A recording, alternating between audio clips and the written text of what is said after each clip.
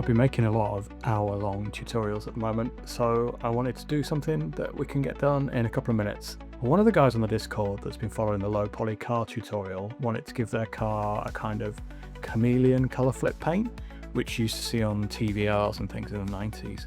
Kind of a crazy pearlescent paint, where the paint is actually layered in such a way that depending on the wavelength of the light reaching your eyes, you see a different colour. It's way beyond my pay grade to understand that science, but it's a really cool effect and it's very easy to do in Blender, so we're going to go through this now. So it's the back end of a car model, something TVR-like, with lots of nice curves to show how it works, and you can see as I move the viewpoint around, the purple and the orange shift. Okay, so it's very easy to do, so I'm just going to clear this and we're going to make a new material. So we'll just apply the material across all of our panels, Control and L to link the materials. I'm going to make a new material and we'll call it Olive. Okay, so let's go to our shading tab, and I'm just using the material preview for speed because it will work, and then we'll finish up by lighting everything properly at the end. So first little thing to watch out for is you would think that if you're making a car paint, make it metal, make it shiny. And, you know, not a bad kind of first take. Let's just link our paint tool again and clean it up right across everything. But that's not really how paint works. So let's set our roughness pretty low at the moment. We'll set our metallic back to 0. And we'll just make it a dark grey for now. So the way that a modern metallic paint works is that it has like little flakes in it. And they're the reflective part. That's where the sparkle comes from.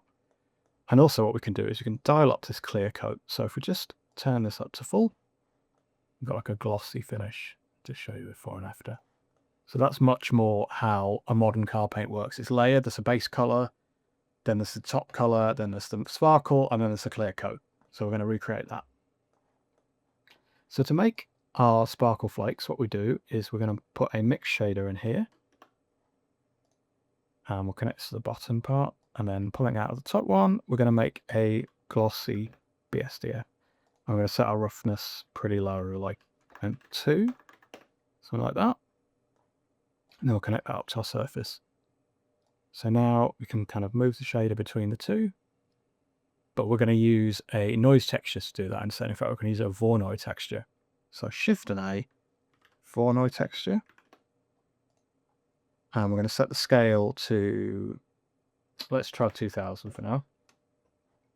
And if you've got Node Wrangler enabled, which you should have because we use it in all of our tutorials, just check that it's turned on. I don't know why Blender is running so slowly for me today. So just checking your add-on that should be turned on. I think it's now installed by default, but you might need to enable it. And then with that selected, we can hit Control and Shift and we can preview our, so you can see we've got these tiny little cell dots, which will give us the effect that we want, but we're going to put a color ramp in, my favorite. So pull out our distance, we're going to put in a color ramp. And then we'll just Control Shift so we can preview that. And we're just going to pull this all the way up. So it's nearly touching the white, something like that. And you can see now we get this kind of like flake texture. So we're going to use that as a mask.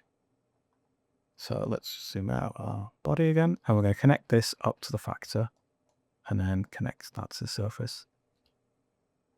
And it'll be a subtle difference, but now I think we might need to invert this.